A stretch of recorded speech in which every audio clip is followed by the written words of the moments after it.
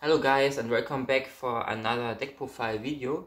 I wanted to show you the deck that I played at the last Silver Cards regional in Cologne, and yeah, I ended up 47 plays with 121 players, and I went 3 wins, 3 losses and 1 draw. And yeah, I decided to play Shadolz for the event. The reason is I was confident with Shadolz because I played it this year around 10 years in April. And yeah, I took that the Shadolz are pretty good in the current format. Besides the Labyrinth matchup, the Labyrinth matchup, it's pretty much unwinnable because yeah, Shadolz are weak to traps, and the main reason is the big welcome Labyrinth is a pretty strong card against Shadolz because they can just bounce back all the fusion and all the set monsters and stuff. And yeah, I was preparing for that matchup, but it wasn't enough. Labyrinth has just too much speed. And yeah, you have an extremely good Fire King matchup, so that's what I was thinking. And yeah, against Millennium you have a good matchup. You struggle a bit against Kashtira because they are all very big beat sticks that banish. But yeah, you can play against the deck, and if you are confident enough, then you could also win against those top strategies if you know exactly what they done and exactly what your deck done. So most of the time people are yeah, I would say fall a little behind with the things that Shadolz actually can do, and they don't use the full potential. It's my opinion. So I played pure Shadolz, so there's no Nadia Servant package, Dogmatica or Invoked or something like that, or Branded, because I think if you want to play Shadolz, you should play it pure, because then you have the most value out of it. It's a little bit less consistent because Shadolz are normally a deck that's not very explosive, except for if you resolve a Shadow Fusion against one monster special summon from the extra deck and your opponent has no way of negating it, then you can do a lot of value plays. But besides that, Shadolz is more of a deck that wants to slow down your opponent, and then you gain a lot of resources and value out of the game state. So for no further ado, for the monster lineup I play Triple Dark Magician, and Mathematician. Mathematician is simply the best card of the deck because it turbos out everything you need. This could be an MST, this could be a draw, a special summon from deck, and so on. So Mathematician has a lot of value. Also, if you brick, you could potentially summon Mathematician, send Squamata, which will send a beast, then you get one draw. Then you can crush your Mathematician and some weaker monster, then both die and you draw another card. So potential Dark Magician, Mathematician could draw you 2 cards. Then for the Shadolz I played Triple Wendy. Wendy special summons everything from your deck. So it's very important that you keep floating if you cannot special summon from the extra deck via Shadow Fusion, because your opponent has no extra deck, which surprisingly happened a lot the tournament. I could not really get a few fusion because my opponent doesn't summon many extra deck monsters or any extra deck monster in their first turns, except for Blackwing, etc. But Labyrinth and Fire King, they don't really need to. And yeah. Then I played Triple Hedgehog. The Hedgehog is a triple very important because one side you need it to by send for a Mathematician to fetch you any Shadolz card you actually need. And there is a combo line that I can show you at the end of the video. that you actually have this in your deck, and you summon this, and then you get every Shaddoll spell and trap you actually want from your deck. But as mentioned before, I will show it to you later. And the important part is, if you don't open a Shaddoll fusion spell, you can actually search it with Hedgehog. And that's why I play him at 3, because it's not bad. If you open it with no Mathematician, then you can actually set it, interrupt your opponent on their place, and then fetch you any Shaddoll spell that you need. Then I play Tribal Squamata. Squamata is very important because you can actually send anything you want with it, and it helps you chain blocking your stuff. And Squamata is the reason you can actually combo off with the Mathematician, because you can not send Beast with Mathematician or any high level Shaddolls. So you can normally some Mathematician send Squamata, and Squamata can send anything, even the spell and traps, and that's why the Squamata is very important. Then I play 1 Falco and 2 Dragon. The 1 Falco is sometimes necessary if you want to survive. Then you can special summon with Wendy a Falco, and Falco will revive anything from your graveyard back, and yeah, it's another disruption for your opponent. And you can also use him as Q fusion materials, because if he is used for fusion, then you can special summon him back and then use for another fusion if you're one low on monsters. Then the 2 beasts for the draws. Triple is too much until you don't have space in the deck for triple. Then for the last Shaddolls I played triple Ariel and 1 Hollow. The Ariel is here for decks like Labyrinth, Tearlaments, and most for Fire Kings. This card is extremely good against those decks, because if you play against Fire King and they want to do their standby phase things, what they always do, you can actually, if you have El Shadow Fusion and any Shaddoll monster, you can actually go El Shadow Fusion with Ariel and any monster, and then you can summon your Shaddoll fusion monsters in the draw phase and banish 3 cards from their graveyards. So most of the time you can banish the Garunix, the Ponix, and the what's called the one that searches in the standby phase. I forgot the name, Baron. And yeah, that's pretty good. It also provides you with water, which is pretty good for Labyrinth, but I will show it to you a little bit later in the extra deck. And Hollow is extremely good as interruption, because what it actually does is, everyone knows this from Tearlaments, but if you can flip it face up, then you can target one of your opponent's monsters, send the same attribute from your extra deck to the graveyard, and banish that monster. And if you have cards like what's called West Shadow, Incarnation, or the Sinister Shadow games, you can turn this into a free banish, and if you send an extra deck monster, then you get free value out of this. So that's for the monsters. There are 20 monsters. Then we go for the spells. There are 8 spells in total. I play triple Shadow Fusion, triple El Shadow Fusion, and 1 Neve Shadow Fusion. The Neve Shadow Fusion doesn't came up often at the tournament. I didn't do it, except for once, but this is the time where I bricked with Neve to El Shadow and to Shadow Fusion, and my opponent yeah, has nothing to free fusion me with, so these 4 cards are pretty much dead. And interior, you can use this to gain any Shadow extra deck monster you want, also anything. Yeah. And 1 Harpius Feeder Duster, because I wanted something in the main deck for Rescue Ace and yeah, so random stuff. I always play Harpius Feeder Duster main. I cannot understand why people would play this in the side deck. Yeah, you could potentially brick going first with it, but to have it is better than to not have it if you need it.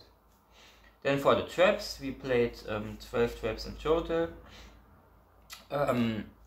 Triple Sinister Shadow games for interrupting your opponent and getting free value from your Shadow monsters. I have an insane amount of times that this card gets ashed. It's a bit noisy to get this ashed, but on the other hand, every ash that gets on the Sinister doesn't get on your Shadow Fusion. Then I played double Weshadol Incarnation. Weshadol Incarnation has two purposes, because it can fetch you any Shadol monster from your graveyard, and if it's in the graveyard, you could, but not in the same turn, you could banish this with another Shadol card and then flip it one monster face up, or face down. So what you actually have when this card is in your grave, then you could flip your Shadow Skarmata, Shadow Dragon, or Shadow Hollow on your opponent's turn, interrupt their plays, or if this is face up and they attack it, then you can actually put it face down, then attack it, and then the flip effects will go off. So I always use one for interruption and one for special summoning something from grave. And this card is also pretty good with Up-Cologne, because you can activate this, target your Up-Cologne in the grave, special summon Up-Cologne, and then you have negation for Shadows. I only play one Schism.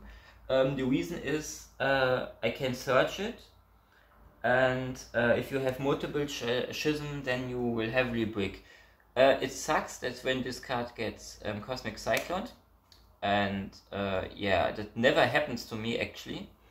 And most of the people don't cyclone the Schism. I don't know why, but they usually don't do it. I guess they are most afraid of my other backups, back row cards, because I have most of the time a lot of back row cards. But Cosmic the Schism is, I guess, is the right thing to do. This card gives you an insane grind game. There was one game against a Blackwing player that lasts 40 minutes, and I only won because of Schism, because I outplayed his entire field. I sent his entire field to the graveyard one by one, and he could not do anything against it. Then I play one core for combo, but it's not that bad if you draw it, because you can use it as a free fusion material, same for Shadow Schisma. Also this card allows you to not lose the grind game. Then for further interruptions I play a double Dinomicious. Actually this could be 3 Dinomicious, but I could not find any space for it, so I first talked about cutting the Sinister Shadow games, but this card is also very important, so at least I wanted to play 2 of Dinomicious. And Dinomicious is extremely great. You can banish the Silver Lady with it, so they never can retrieve it. You can banish the Field Spray from Fire King and blow up the entire field. There's so many interruptions, and because the discard is an effect, you get your Shadow effects going. So then I had 3 slots free in the main deck. I wanted to have something that values very good in this deck, and that gives you an extra advantage in certain game states. And I want something that gives me a chance against Purely or other tower decks. And because Shadow auto loses to towers because they cannot out it. So I played a triple Destructive Daroma Karma Cannon. Karma Cannon has 2 purposes. Defensive, so your opponent cannot kill you. You have an out against tower monsters and against link spam decks. And also, you can reset all your flip effect Shadow monsters because they are flipped face down. And so you can use their entire effects as well. Also, this card let you play under Skill Drain, because you can flip your Shadows, activates the effects. Skill Drain would normally negate it, but you can flip them face down again and have your effects going off. That was my thoughts about this card. Then for the extra deck, Yeah, I still have the Field Center from 2019, where I was at the World Celebrations, my second place. These were good times. Crazy to think that this is 5 years ago, because yeah, it feels for me it was like yesterday. I could yeah, I remember anything on this day. So for the and crazy to think that this was also with Shadolz that I won World Celebrations with Shadolz. But Power Grip really hit this deck very hard. So for the extra deck I played Triple Construct because it's the queen of the deck. You really need it. Can beat over anything except for tower monsters, foolish any cards, and it's mandatory for the combo. Then I played Triple Winder. Double Winder is not enough. Triple Winder, most of the time I need 3 Winder, because with 2 Winder you lose the grind game, and yeah, you always summon 2 Winders over Shadow Schism, and yeah, they cannot attack directly, so sometimes you need a third Winder to push for game or something like that. Winder is the reason why you actually can play this deck at this time, because there are lots of combo decks, a lot of spamming like Medallium and Co. And if you give them a Winder in the middle of the combo, if they want to special summon, and most of the time they cannot do a thing and they must pass turn, and that's the turn where you can show off. Then I played double Abcalone. I was playing 3, but I was cutting on 1 because I wanted another card to be played at 2 in my extra deck. Abcalone is insane. Actually, Abcalone is the only negate the Shadolz have for everything. Omni negate, you could say. Sure, Shiginaga and Krista also negates, but Abcalone actually is a negate that lasts forever, as long as the cards are face up on the field. I can negate the Fire spell, Continue spell, I can negate the Fire King Island. Most people forget that the cards are getting negated forever. There was one game against Labyrinth. He has the Labyrinth field spell and wanted to gain a huge advantage because of the field spell. But I Abcalone his field spell, and he forgot about the time of the duel that the field spell is negated, and then he had to commit other plays. But yeah, Abcalone is really great. Then I played a double Shaginaga. The reason I played double Shaginaga is because because of Schism. I summoned her a few times because of Schism if I have a Mathematician in the Shadolz grave. And potentially, if you hard summon this with a fusion, you can actually go in the battle phase El Shadow Fusion from a Shaginaga to another Shaginaga, and then you have more damage on board, as if you must sacrifice something for only getting a Winder or an Abcalone. So double Shaginaga is pretty nice. Then I played one Kristja. Kristja is pretty good against cards if you play against Pendulum Edition, because Sark Pendulum is a thing. And my best friend Abdurrahman plays Sark Edition, so I needed something to get cards to negating that certain decks have their big monsters going out, so like Castira, something like that. And I play one Anoyatilis. Anoyatilis is good looking forward against Voiceless Voice, but I played Anoyatilis mainly because of Kashtira, so they cannot burst their stuff back from the grave, and against Labyrinth because sometimes if you go into the grind game with Labyrinth, when you reach the point that you and Labyrinth are in the grind game, and you have your aerials banishing their entire IKEA stuff, their furniture stuff, and their big welcomes. They try to use their stuff with big welcome to summon their ladies back from the grave or from their hand. But if you actually have Anoyatilis, they can't, because nobody can special summon from grave or from hand with spell and trap effects. So you are really in a commanding position if you have this face up, because they cannot summon their stuff back if they don't have anything in hand that can special summon itself, just like the 3K lady. Then I played one construct. It's pretty good if you don't open a fusion spell. One gravity controller for gaining more advantage, because you can summon your Shaddoll in the extra deck monster in the extra slot, and then you put the gravity controller over it and gain your stuff back from grave. Or if you send a Cologne, you can add cards from deck or grave from hand. And one Artemis to go quicker into your construct.